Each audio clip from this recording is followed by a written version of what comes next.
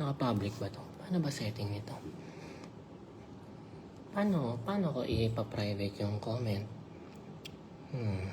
First time ko mag-live eh. As in. So, pag pinindot ko tong tao, uy, merong invite ng guest. Ano yun? Pwede ko rin i-share. Check, iba na yung live, no? Iba na talaga panahon niya. Huli kong live mga 2018. As in. Legit. Kaya nagulat ako ngayon sa bagong itsura. Iba na talaga yung matanda, no? Aba, pati yung boses ko, merong nakikita kung gaano kalakas, oh. Narinig niyo ba ako? Mic test! Hello? Cool! Damn! Ayos pala ito eh. Woo! O sige, hintay tayo mga 5 minutes ha. Tingnan natin, hintayin natin yung mga nag-alarm. Mga umiglip muna, antok, galing sa work. Pero dahil syempre mausang sila, hintayin nila yung 12:30 ko. On time ba ako? On time? Well, so may mga nag-aabang ba sa IG? Kung may nag-aabang sa IG, chat nyo na. Sabi mo, Mars! Si Sia nasa Facebook pala! Pineke tayo! Something like that, you know? At ganun. Sabi niya, IG daw. Well, naisip ko kasi kung mag-IG ako, limited lang yung reach. Diba? Unlike pag dito, ayan. Saan tayo? Paano ko ba yan, Parang mga friends ko lang pwede mag-comment. Ang daming viewers, 41,000. Carry lang. Pero marami na rin yung kahit paano sa live. Pero piling ko madadagdagan pa to. Nag-aabang yata yung iba sa IG, no? Doon sila, nakaabang sila sa IG. Pasensya na kung lumipat ako sa Facebook dahil nga mas malawak yung reach dito. Diba? Pag doon, limited lang, pupunta pa kayo. Hindi naman ako lalabas sa yung street nyo. Unlike dito, ilang million kayo, daang libo. May kita nyo agad. So, ayun. So, ito. Favorite ko to. Ship. Woo! Grabe, kitang-kita yung butas ng ilong ko. Ganun kalapit to. Paano ba yung pinapalabas sa ilong?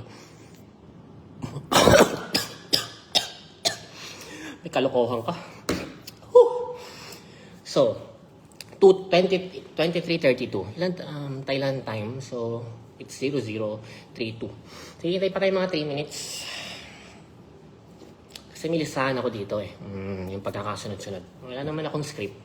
Mukha naman akong siyong pag nakascript. Pero meron ako dito listahan. May listahan ko. Ito. Hop! Naku, na-screenshot. Charot.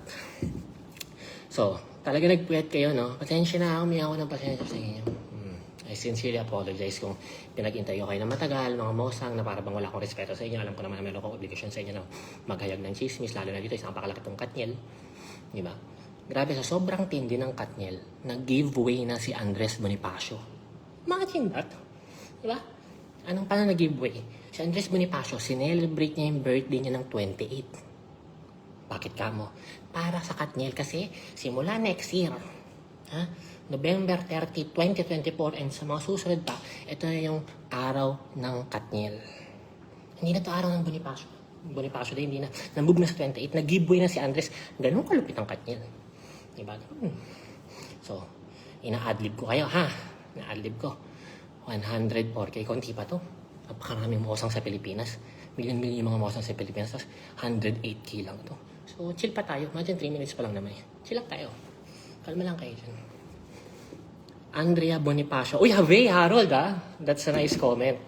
Havey. Ano siya, witty siya. I like it. Andrea Bonifacio. Pero, may pag-uusapan ba tayong Andrea dito? Pala decision kayo, Kaya ako makasuhan ako ng cyber libel. Wala tayong pag-uusapang Andrea dito. Sis, baka ibahin lang natin yung pangalan. Ano ba? Ay, wala pala akong kasama. Okay, ipakabaya ulit tayo.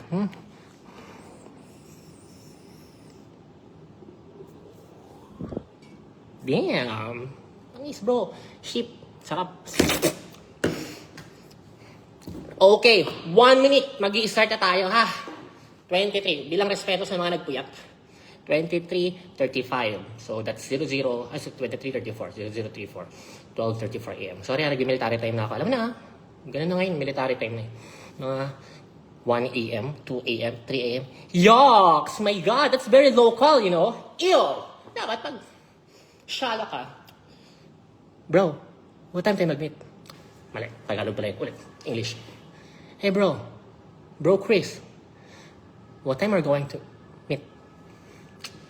See you at 2200. Boom! Dapat ganun! My God, kadiri naman yung see you at 10 p.m. Yucks! My God! Diba? Op, hipak muna tayo.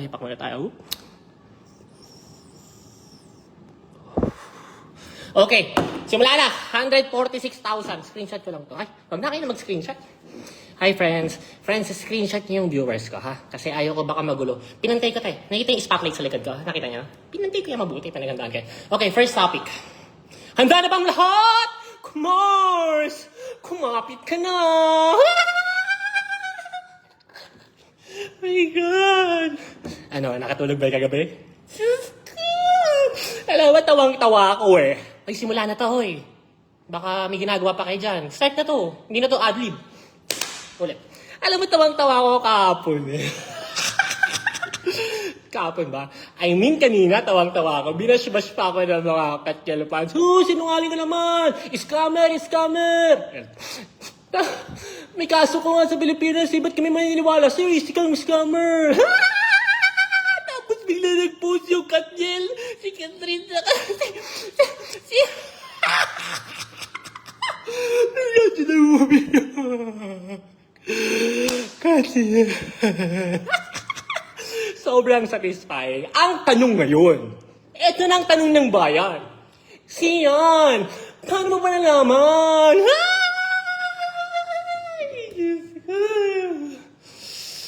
Okay, ang first topic, basta sa listahan ko. Source. Okay, ang pinakauna kong source kung bakit yung nalaman yung hiwalay ang Katjel, sa totoo lang, si OG Diaz. Alam niyo yung mali ninyo eh. Binash niyo si OG Diaz. Institusyon na yan sa showbiz chismis. Siguro dahil mga bata pa kayo, Generation Z kayo, ay iba batang millennials. Mga 19, 20, 21 years old, 22 years old, hindi na kilala si OG Diaz. Kilala ko yung personal. Inaanak ko yung bunso niya eh. Si Miracle, napakagandang bata. Inaanak ko yun. Kilala ko yung personal. At saludo ko dyan, yan ang haligi at institusyon ng Philippine Chismis. Paano ka nasabi? Alam niyo bang ako, 30 years old, pinanganak ako 1993, pero 1992 pa lang, meron ng show sa TV sa OG Diaz about chismis sa mga artista. Uulitin ko ha, yung kinikilala ninyong pambansang Marites na tinitignan niyo as credible person na pinanganak ng 1993, si OG Diaz, 1992 pa lang may show na yan. Hindi pa ako pinapanganak, nasa tiyan pa lang ako ng nanay ko. Meron na yung show, tapos sasabihin niyo na sinungaling, pag yan nag-splok ng chismis, 90% totoo na yon. Gigil ako. Ang kaibahan lang namin, anong kaibahan namin, OG Diaz?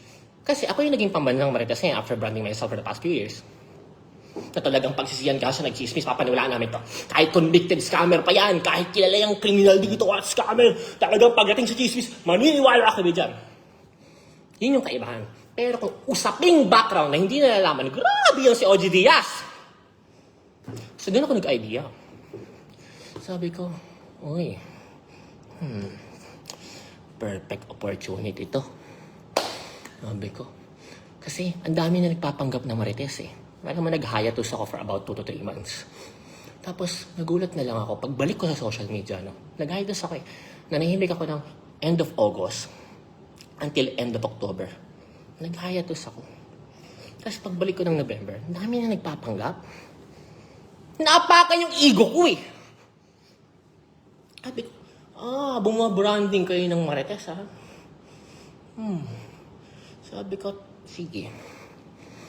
Gagamitin ko tong issue ng Katniel breakup para ipakilala kung sino talaga ako at ako ang nag-iisang pambansang Marites. Kaya doon ako nag-interest.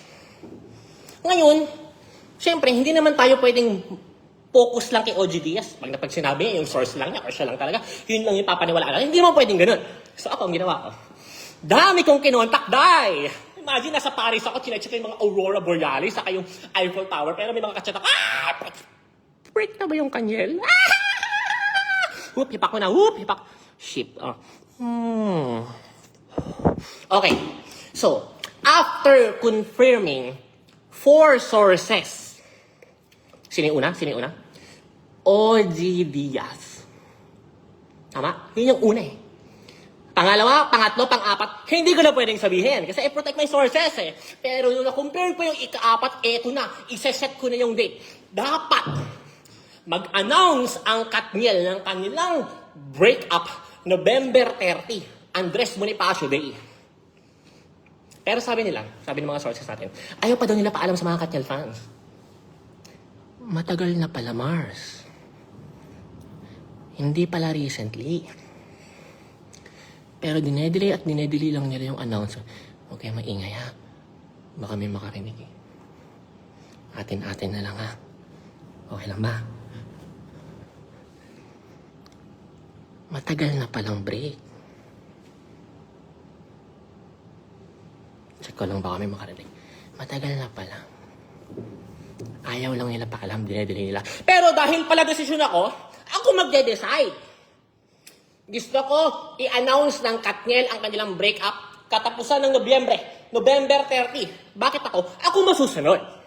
Kailangan i-flex ko yung ego ko eh. Ako yung probinsang marites! Something like that. So, November 30. So, anong ginawa ko? In-announce ko midnight, November 29. In-announce ko ngayon, November 29. So, pag-announce ko ngayon ng November 29, boom! Na-pressure sila. Wala silang magawa. Kasi naniniwala sa akin lahat ng tao. So, kailangan na nila linawin once and for all. And I gave Catherine a favor.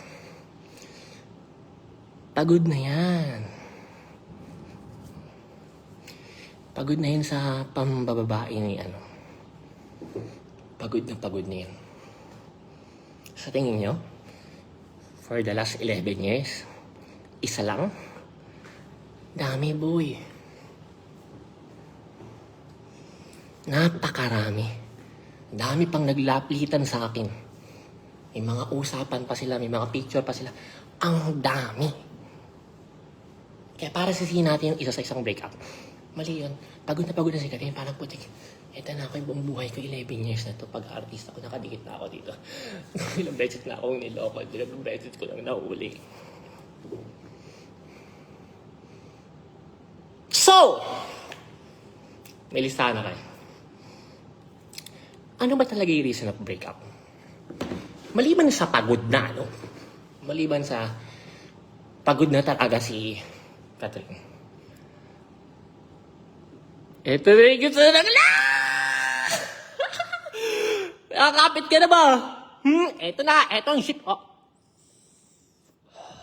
Boom, ship. Ito na.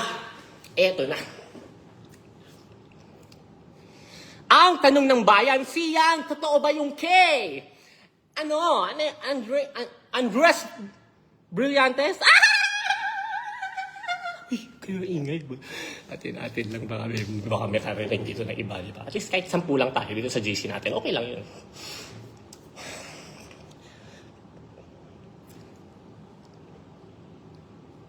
Nagkita daw eh. Nagkikita. Multiple times na. Lalo na yung after ng breakup nila ni Richie. Yan ang chika, ha? Hindi natin yan sure. Sila nakakaalam na katotohanan. Ilan yung nasadap ko. Tapos, ito yung nakapagpapuno kay Catherine. Kaya binatawag, parang pagod na ako. Kaya lang na nag-break na sila few months ago. Ayaw pa rin sila pa-announce ng management. Negosyo yan, Brad eh. Laking negosyo yan. Daang milyones yung value niyan. Tapos sa announce mo lang, na-break na kayo. Brad, branding yan, Katniel. Baka pansin, mahina 20 million. Tapos sa announce mo na break up. Of course not!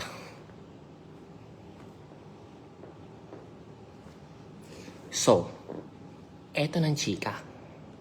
May kakapitan ka na ba, Mars? Huwag kayo masyado maingay, baka may makarinig sa atin. Eto pa lang si Andrea. Hobby pala niya yan. Paano ko nalaman?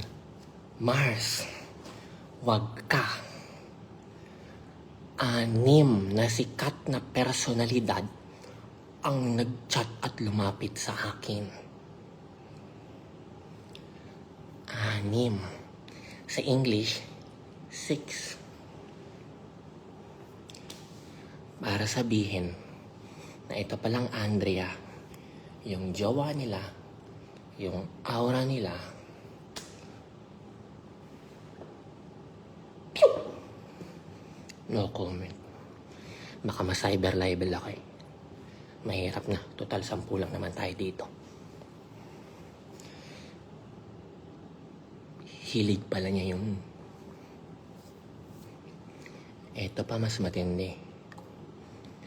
Yan palang si Richie. Naririnig niyo ba ako? May mic ba? Yan palang si Richie. May una palang aura yan. Tinarget lang din niya. Sa PBB House pa. Oh! Oh my God! Nadulas ako. Sorry. Ang malupit dyan, sila pa yata nung set. Overlap Mars. Kaya, na nag-break na sila ng Richie. Ito na. Kuya DJ. Pew! Yan pala yan. Pero, nagulat ka, no? Nagising yung anak mo sa gilid, no? Pero, hipak muna tayo. Hindi natin pwedeng sabihin na si Andres lang ang may kasalanan sa hiwalayang ito. Dahil may posibilidad na few months ago, 3 months ago, 4 months ago, 5 months ago, 6 months ago, hindi natin alam masigurado, mahirap magbanggit dito, baka matawag tayong fake news kung ano man yung alam natin. Basta few months ago, pwedeng break na talaga yung Katniel. At dahil nalaman ni Andres Bonifacio na break na pala at single na si Kuya DJ, eto na yan. Target. Para bang na-challenge siya. Pero crush na crush niya talaga to. Love na love niya talaga to. So, anong pinapoint out ko? Para i-rule out natin.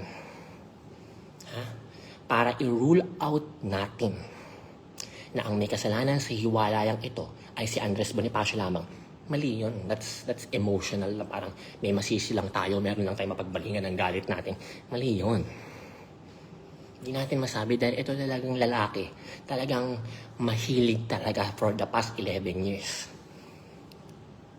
Image loyal lang. Kaya lang, walang natatakot na pumalag, mag-expose, i-post ng mga babae or ng mga kaibigan expose kasi gusto eh. Brad, bigating pamilya yan. Daming connection yan sa showbiz at sa mga politika. At sa politika, mga politiko. So ngayon, para i-post ko na, si ganito, dinate ako niyan. Hindi pwede, Brad. Yayariin ka niyan. Papahirapan yung buhay mo. Kaya, for the past 11 years, tumagal na mukhang loyal lang siya. Nagets niya ba yung punto? Kasi takot lahat. Walang lumalaban talaga. At ngayon, going back, so napagod na nga si babae. Pagod na sa mga pamababae niya. Nag-break sila. At possible, nag-break sila.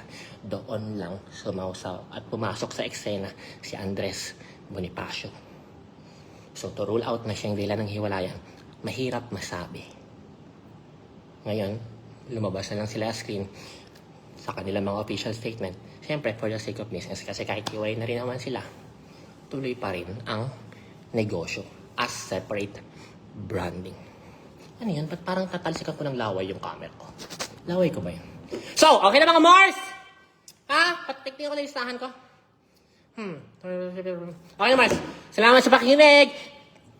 Huwag mo na lang sana ipagkalat, ha? Atin-atin na lang baka sabihin, chismoso ko. O screenshot nyo nga itong 345,000. Boom, panis.